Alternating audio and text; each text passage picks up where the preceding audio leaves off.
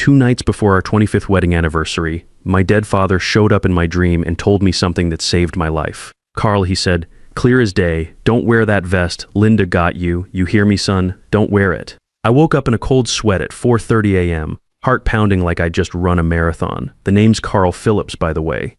I'm 58, been married to Linda for almost 25 years, and up until that dream, I thought I had the perfect life. See, I'd been an electrical engineer for 30 years before taking early retirement last year.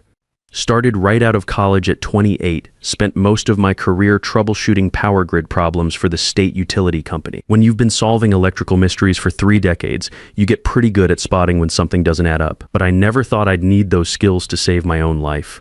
Linda was still sleeping beside me, peaceful as you please. She'd been excited about our anniversary party all week. Maybe more excited than I'd seen her about anything in years. We were having it at the Riverside Country Club, about 50 people coming to celebrate. She'd even bought me a brand new vest to wear with my charcoal suit. Said she wanted me to look distinguished for the occasion, like some kind of gentleman from the old days. That vest.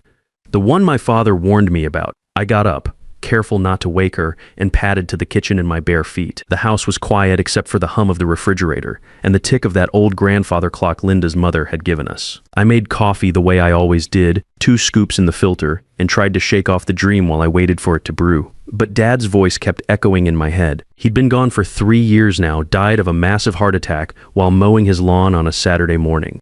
Found him there in the backyard, still gripping the mower handle. But in that dream, he looked exactly like he did when he was alive, wearing that old Cardinals baseball cap he never took off and the gray work shirt he'd worn to the plant for 40 years. "This is crazy," I muttered to myself, stirring sugar into my coffee. It was just a dream. Dad's been dead for 3 years. But here's the thing about being an engineer for 30 years, you learn to trust your instincts when something feels wrong. And something definitely felt wrong. Not just the dream, but other things I'd been noticing lately. Little things that didn't quite add up. Like how Linda had been getting phone calls at odd hours, calls she'd taken the other room with the door closed. Or how she'd been more irritable lately, snapping at me over little things that never bothered her before. She blamed it on stress from the salon, said business was tough, but the parking lot always looked full when I drove by. Over breakfast, Linda was chattering about the party arrangements, more animated than I'd seen her in months.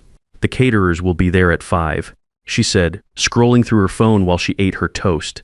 "And I confirmed the band. You remember Tommy Wilson from high school? His group is playing. Oh, and make sure you wear that vest I got you. I want you to look perfect." There it was again. The insistence about the vest. I'd noticed she'd been bringing it up a lot over the past week. Not just mentioning it, but really emphasizing it, like it was the most important part of the whole evening. "Actually," I said, cutting into my scrambled eggs, "I was thinking about wearing my navy blue suit instead. The one we bought for Sarah's wedding last year." Linda's fork stopped halfway to her mouth. For just a second, maybe 2, I saw something flash in her eyes. It wasn't disappointment, it was panic. Then she smiled again, but it looked forced, like she was putting on a mask. "Carl, honey, I spent good money on that vest. It's tailored specifically for you. You have to wear it." "Have to?" I raised an eyebrow. "That's a strong way to put it, Linda. It's not like we're going to the White House." She laughed, but it sounded hollow, nervous. "You know what I mean. I just want everything to be perfect for our special day. 25 years, Carl, it's a milestone. I want people to see what a distinguished husband I have." After breakfast, she left for her nail salon like she did every weekday. Linda had built Elegance Nails up from nothing over the past 10 years, starting with just 2 chairs in a strip mall and growing it into a popular spot with 8 stations and a steady clientele. I'd always been proud of her success, how she'd taken a small idea and made it work through pure determination. Or at least I thought I was proud. Looking back now, I realized there were things about the business I didn't really understand. Like how she always handled the books herself, never letting me see the monthly statements. Or how she'd get defensive when I asked simple questions about revenue or expenses. Once she was gone, I went to our bedroom closet and stared at that vest. It was hanging there next to my suits, still in the clear plastic garment bag from the tailor shop. It was beautiful. I'll give her that. Deep charcoal gray with subtle pinstripes, expensive fabric that felt smooth under your fingers, perfect tailoring. The kind of vest you'd see in a men's magazine or on some actor at a fancy awards show. But Dad's warning kept nagging at me like a splinter under my skin. I'm a logical man, always have been. I believe in facts, measurements, things you can test and verify. I don't believe in supernatural nonsense, ghost stories, or messages from beyond the grave. But my father had never steered me wrong when he was alive, so why start doubting him now? I took the vest down from the hanger and examined it carefully. The way I used to inspect electrical components for defects back at the power company, you develop an eye for things that are off when you've spent decades looking at equipment that could kill you if it wasn't working right. The stitching looked flawless, professional work. The fabric felt normal, expensive, but not unusual. But when I ran my hand over the lining near the chest area, I felt something that made me stop. A slight thickening, like there was something sewn between the layers. It was subtle, the kind of thing you might miss if you weren't really paying attention. But I was paying attention now. My engineering brain kicked into high gear. This wasn't random. This wasn't a manufacturing quirk or a design feature. This was deliberate, and it didn't belong there. I went to my workshop in the garage, the same space where I'd spent countless weekends fixing appliances and working on electrical projects. My tools were organized exactly the way I liked them, each one in its proper place. I grabbed my precision scissors, the ones with the fine points that I used for detailed electrical work, and headed back to the bedroom. I spread the vest out on our bed, the same bed Linda and I had shared for 25 years, and got to work. I started with a small section of the inner lining, picking apart the stitches carefully, so I wouldn't damage the outer fabric. Had to be methodical about it, the way I approached any technical problem. What I found made my blood run cold. Tiny capsules, no bigger than rice grains, sewn into the lining in a neat pattern. Maybe a dozen of them, positioned right where they'd sit against my chest when I wore the vest. They looked like gel capsules, the kind you'd see medication come in, but these were filled with fine white powder. I'd been an engineer long enough to know this wasn't an accident. Someone had put these here intentionally, someone who knew exactly what they were doing. My hands were shaking as I used my needle-nose pliers to extract one of the capsules. The powder inside was odorless, but that didn't mean it was harmless. In my line of work, I'd learned that the most dangerous substances often had no smell at all. Electrical fires don't always announce themselves with smoke before they kill you. I sat on the edge of our bed, holding that tiny capsule between my fingers, and felt my world start to crumble. Linda, my wife of 25 years, the mother of our son Danny, the woman who'd made me coffee every morning for a quarter century, had tried to poison me. But why? What could possibly drive her to this? I needed answers, and I needed help from someone I could trust. Someone with the right connections and the authority to handle this properly. I called my old friend Mike Torres, who'd become a detective with the county sheriff's office after we graduated high school together. Mike and I had played baseball together, double-dated to prom, been each other's best man. If I couldn't trust him, I couldn't trust anyone. Mike, it's Carl Phillips. I need to see you right away. Something's happened. Carl, his voice sharpened immediately. You sound terrible, man.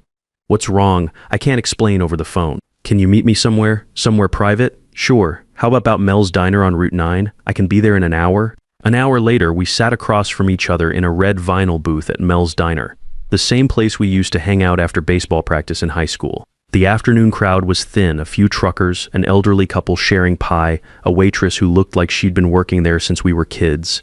I showed him the vest and the capsule I'd extracted, spreading everything out on the table between our coffee cups.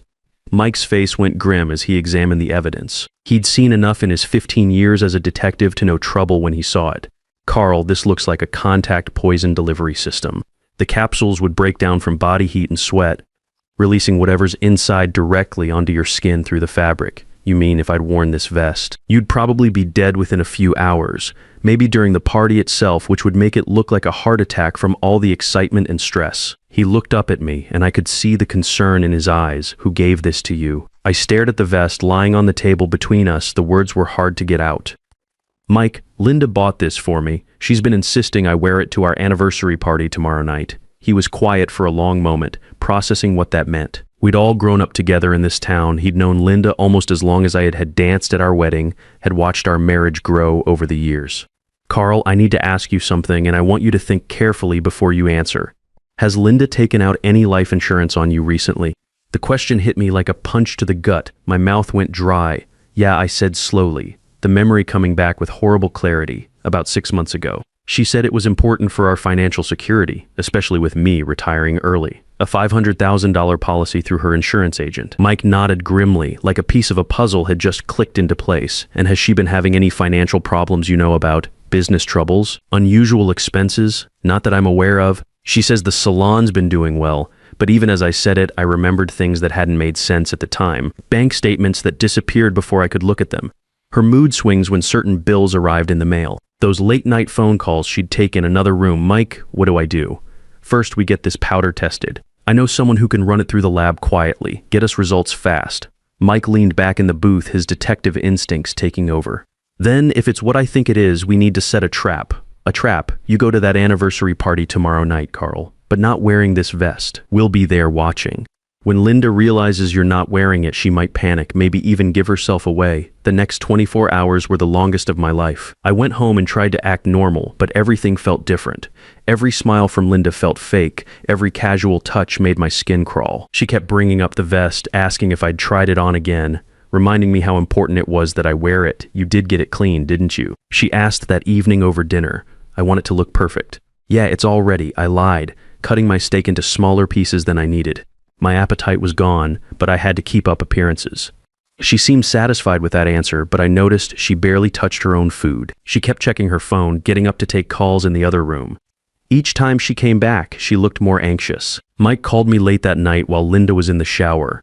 Carl, the lab results came back. That powder is a concentrated contact poison.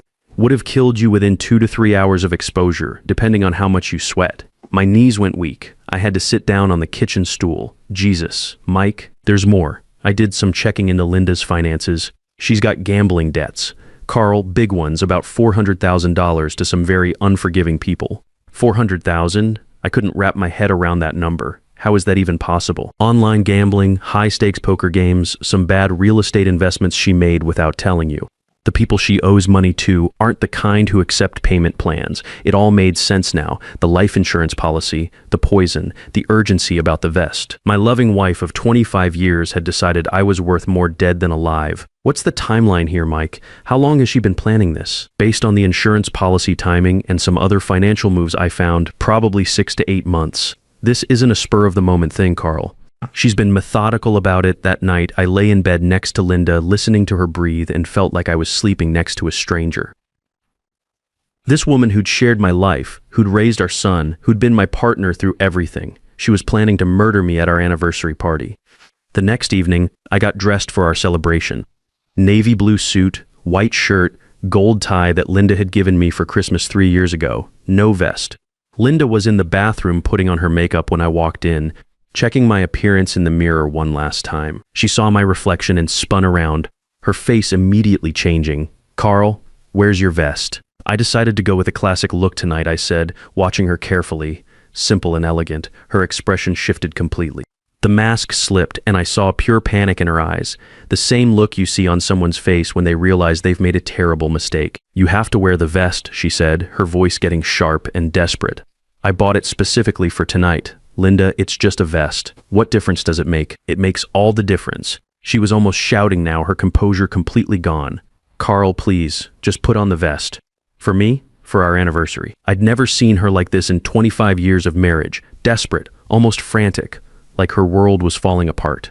I think I'll stick with what I'm wearing, I said calmly. I feel comfortable in this. We drove to the Riverside Country Club in complete silence.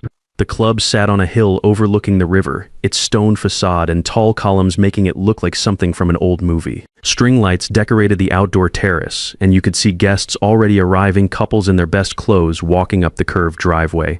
Linda kept glancing at me during the drive, and I could see her mind racing, trying to figure out what to do.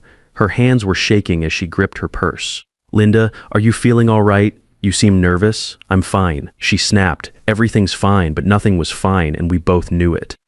The party was being held in the club's main ballroom, an elegant room with crystal chandeliers and tall windows that looked out over the golf course.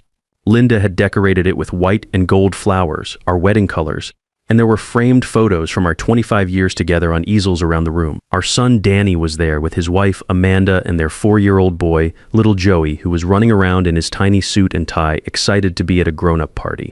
Old friends from work were mingling with neighbors and people from Linda's salon. Everyone was laughing, having a good time, celebrating what they thought was a happy milestone. I spotted Mike immediately. He was at a corner table with 2 other detectives I recognized, all of them dressed as regular guests. They'd even brought dates to make it look natural. Mike caught my eye and gave a small nod. For the first hour, I played the part of the happy husband.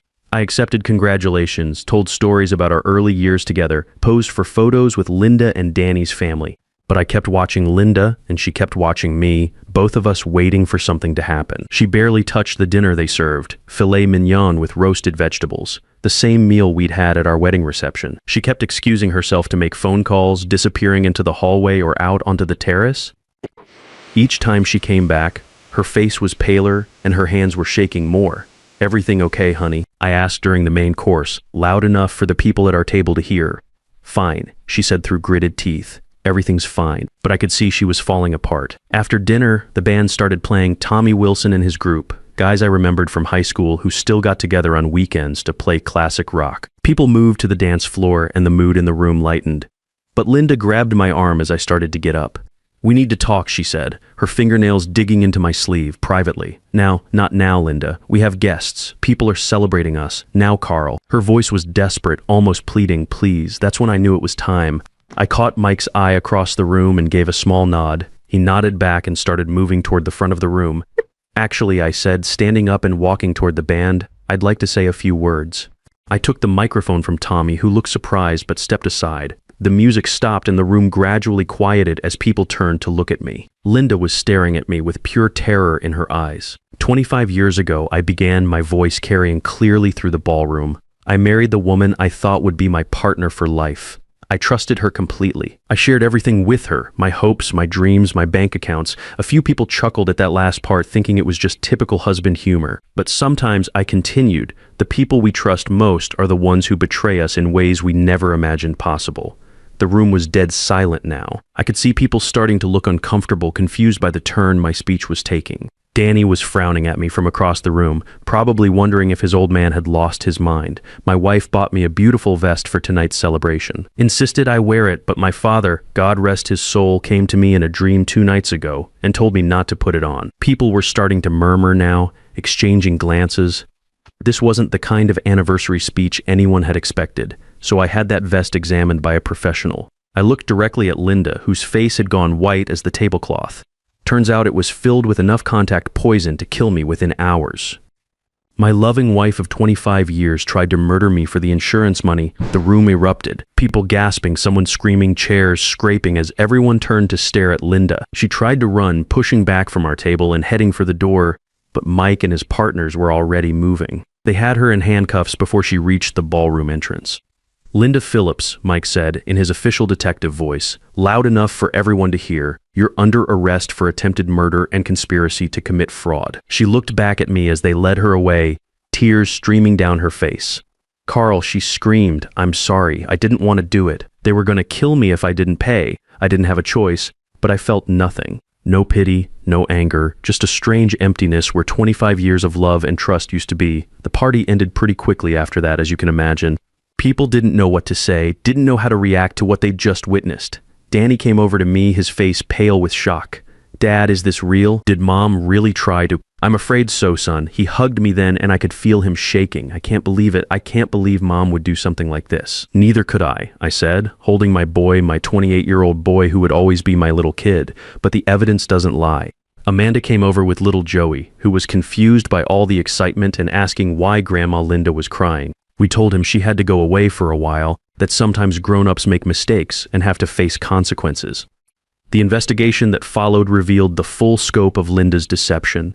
The gambling addiction had started small, just online poker to pass the time. But it escalated to high-stakes games, bad investments, loans from dangerous people. She'd been living a double life for almost 2 years, hiding debt that grew like cancer. The trial was swift and decisive. The lab results, the financial records Mike had uncovered, the insurance policy, the testimony from the tailor who'd sewn the poison capsules into the vest, it all painted a clear picture of premeditated murder. Linda was sentenced to 12 years for attempted murder and insurance fraud. I attended the sentencing hearing. She looked smaller, somehow defeated. When the judge read the sentence, she turned to look at me one last time. I saw remorse in her eyes, genuine regret for what she'd done. But it was too late for apologies. I sold our house 6 months later. Too many memories, too many ghosts in every room. I bought a smaller place on the other side of town, a ranch-style home with a workshop in the basement where I could keep my hands busy. Danny and Amanda visit regularly with little Joey, who's adjusted better than any of us to having Grandma Linda gone. Kids are resilient that way. He asks about her sometimes, and we tell him she made some bad choices and has to stay away for a while. When he's older, we'll explain it properly. I've started volunteering at the community center, teaching basic electrical skills to teenagers who want to learn a trade. It gives me purpose, keeps me busy. Some of these kids remind me of myself at that age, eager to understand how things work, how to fix what's broken. Mike stops by for coffee most Sundays. We watch football and complain about getting old, just like we did in high school. He never says I told you so about the investigation, never makes me feel foolish for not seeing the signs earlier. That's what real friendship looks like. Sometimes I lie awake at night thinking about those 25 years. Were any of them real? Did Linda ever actually love me, or was it all just a long setup for the ultimate betrayal? I'll probably never know for sure, and maybe that's okay. Maybe some questions aren't meant to have answers, but I do know this. My father saved my life that night he came to me in a dream. Call it divine intervention. Call it my subconscious picking up on danger signals I'd missed. Call it whatever you want. What matters is I listened to that warning voice, and now, at 58 years old, I'm learning how to live again. It's not the life I planned when I married Linda all those years ago, but it's honest. No lies, no hidden debts, no poison hidden in expensive gifts. That's gotta count for something. Thanks, Dad. I should have trusted you from the start. Sometimes the people who claim to love us the most are capable of the greatest betrayal, but that doesn't mean we should stop trusting our instincts when something feels wrong. The voices that try to protect us, whether from the living or the dead, deserve to be heard, because wisdom often comes disguised as worry. When everything you thought was solid turns out to be built on lies, the only choice is to start over with what's real, and sometimes that's exactly the foundation you need. A man's worth isn't measured by how much someone thinks he's worth dead, but by how he chooses to live after discovering the truth. Trust is like electrical current. It flows easily until something breaks the circuit. But with the right tools and enough time, you can always rewire for a better connection.